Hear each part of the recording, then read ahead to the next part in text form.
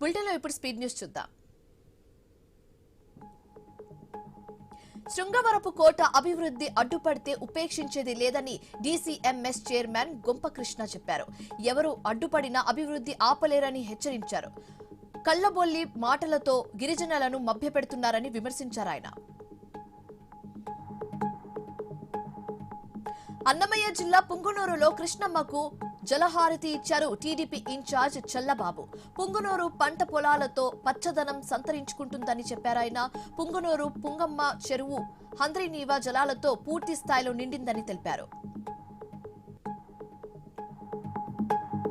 రాష్ట్రంలో చంద్రబాబు రాక్షస పాలన కొనసాగిస్తున్నారని అల్లూరు ఎమ్మెల్యే విరూపాక్షి అన్నారు. తన రాజకీయం కోసం లడ్డును అడ్డం పెట్టుకుని హిందూ మనోభావాలను దెబ్బతీస్తున్నారని ఫైర్ అయ్యారాయన. ఘటనపై బీజేపీ నేతలు మాట్లాడకపోవడం శోచనీయమని మండిపడ్డారు. తూర్పు గోదావరి జిల్లా బొమ్మరు రంగంపేట పిఎస్లను ఐజీ అశోక్ కుమార్ ఆకస్మికంగా తనిఖీ చేశారు. బొమ్మనూరు పిఎస్ లో కంప్యూటర్ సెంటర్ ప్రారంభించారు. గంజాయి డ్రగ్స్ ను అడ్డుకొని తీర్తామని ఐజీ వెల్లడించారు. అంబేద్కర్ కోనసీమ జిల్లా రాజోలులో వైసీపీకి భారీ షాక్ తగిలింది. వేగివారిపాలెం సర్పంచ్ పప్పుపొల వెంకటలక్ష్మి, ఆమె భర్త సాయిరాంతో సహా 100 మంది జనసేనలో చేరారు. ఎమ్మెల్యే దేవ వరప్రసాద్ వారికి కండువా కప్పి పార్టీలోకి ఆహ్వానించారు. కార్యకర్తలకు జనసేన ఎప్పుడు అండగా ఉంటుందని ఆయన స్పష్టం చేశారు. దోమలగూడలోని బండ్ల మైసమ్మ నగర్ లో వాచ్మెన్ ఉరేసుకుని ఆత్మహత్య చేసుకున్నాడు. మృతుడు నేపాల్ కు చెందిన రమేష్ గోలీగా గుర్తించారు పోలీసులు. మృతదేహాన్ని పోస్ట్మార్టం నిమిత్తం గాంధీ మోర్చరీకి తరలించారు. అలాగే పోలీసులు కేసు నమోదు చేసుకుని దర్యాప్తు చేపట్టారు.